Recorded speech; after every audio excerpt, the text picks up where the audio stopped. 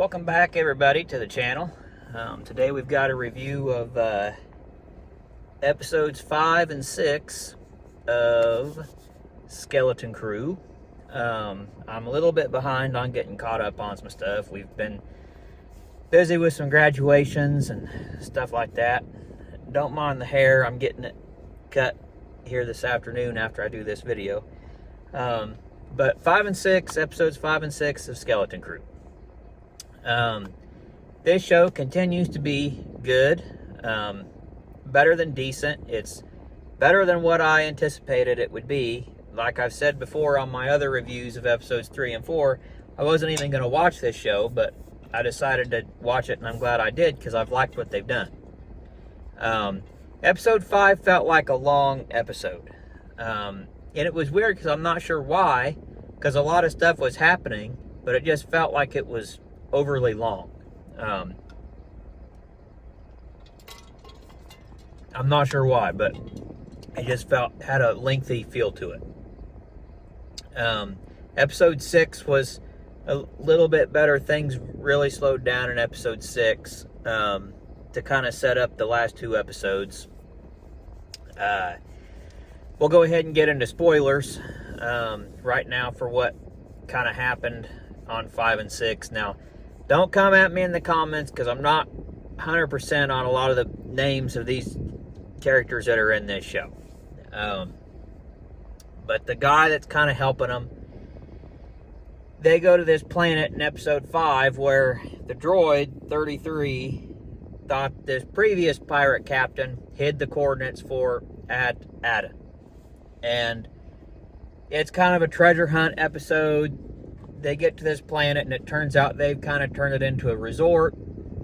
A bird just landed right on my hood right in front of me. Sorry. Distractions. So, it's a spa and a resort. Let me get back on track here. So, and they say no children are allowed, and that they're a peaceful planet, and that it's for adults. So they kind of dress the kids up like elders and give them robes and kind of blend in. The Jod Law, the pirate, he ends up bribing the lady to let him stay. But then he runs into a bounty hunter from his past, and she calls the other pirates and reports the bounty, and they send out a couple ships. They finally go through all these deals and trials. They get to where the coordinates were, but they have to go through this Indiana Jones type booby trap maze. They finally get to it. They get the coordinates. Let's see. They get back to the ship. They find the treasure room. While they're in the treasure room, it takes an unexpected twist because Jod Law kind of he challenges the girl, Fern, to basically ride as captain. And she yields, and he takes over as captain. But basically what happens is the kids escape, and they get the ship, and they actually... because the ship's being taken away, well, they actually get the ship, and they go through some stuff in the next episode. They're able to get to the ship. They basically break the ship in two into a smaller ship. Jod Law, he gets captured by the pirates, but he did take a lightsaber from the treasure room, and he doesn't use it, but we saw him use the Force again several times in these two episodes. We still haven't really gotten his backstory. I'm guessing he was a youngling that survived Order 66 and became a pirate, I think is what his backstory is going to be. I think maybe at the end of episode 8, we'll see him decide not to be a pirate and maybe help people and maybe not be Jedi-esque, I guess you could say. But so that's where he's with the pirates. They're going to kill him in the airlock, but he tells them he knows where At Attin is. Basically, the treasure comes down to the treasure is basically the mint where they make the money. And that's what this other pirate captain had figured out. So everything is basically going to At Attin. Where it left off, we have the pirates there. They can't get in. Basically, the planet's camouflaged with looks like a storm all around the planet, the atmosphere.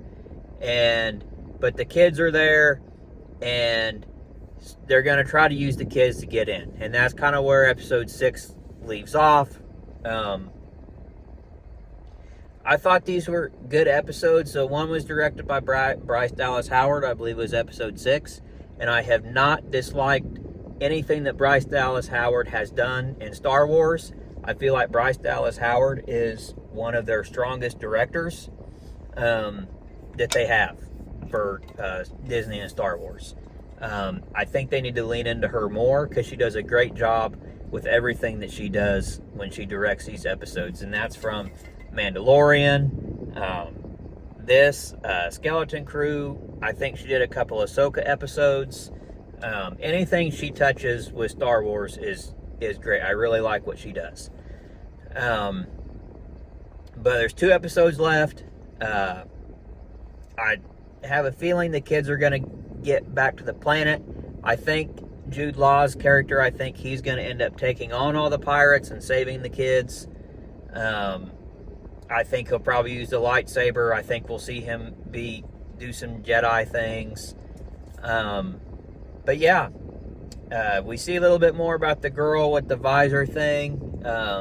She was in an accident. Basically, they rebuilt her, and she has a lot of droid parts. We saw a little bit of the parents trying to get the kids back. They can't get an audience with the supervisor, so they're basically doing their own thing and creating their own plan to get a signal out to the kids.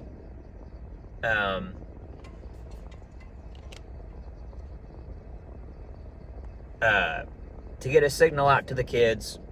It looked like it was vibrating. I have a theory that the supervisor might be this pirate that everyone's talking about, because we saw a hologram, but you couldn't make out his face. And we haven't seen the supervisor of At Attin. And I have a theory that the supervisor is going to end up being this pirate. The one thing that's kind of odd about this show is it kind of feels like Pirates of the Caribbean in space, especially these last 2 episodes when they got into a lot of the pirate stuff. And to me, it's always strange that these pirates were outlaws, but they had to, and bad guys, but they have to live by this strict code and these strict rules for pirates. Like they were going to kill Jude Law, but then somebody brought up, oh, he has a right to, basically explain himself or whatever. And he basically wins everybody over to his side. And I think it's Captain Briscoe. He ends up killing him in episode 6, I believe it was, when they were trying to leave. He killed Briscoe when the kids trapped Briscoe in the claw arm thing. He ended up killing him. So he's now a pirate. He's captain of the pirates again. Jude Law's character is. So it'll be interesting where the next 2 episodes go. I have those 2 episodes to watch.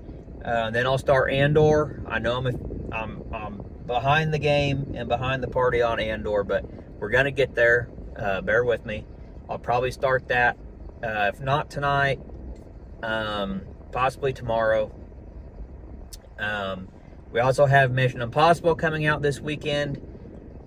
I would love to get to see it on Thursday and get my review up early, but unfortunately, things going on. I don't think I'm going to be able to get to see it till maybe Monday. I hope sooner, but I just don't think it's going to work out. So hopefully I'll get that review up, and I'll get Andor reviewed. And if you guys have any suggestions of anything you want me to review, give me a shout out in the comments. Let me know. I'll check it out. And if I like it, I'll do a review of it, and I'll tell you what I think. I'm not, I'm not biased. I'm unbiased. If I like it, I'll tell you. If I don't like it, I'll tell you. If you've watched any of my other videos, you know that. The only thing I ask in the comments is that you be respectful. And anyway, that's all I've got for these 2 episodes. Stay tuned for the review of the next 2 episodes. I'll probably have that up tomorrow. I hope everybody has a good night, and we'll see you on the next video.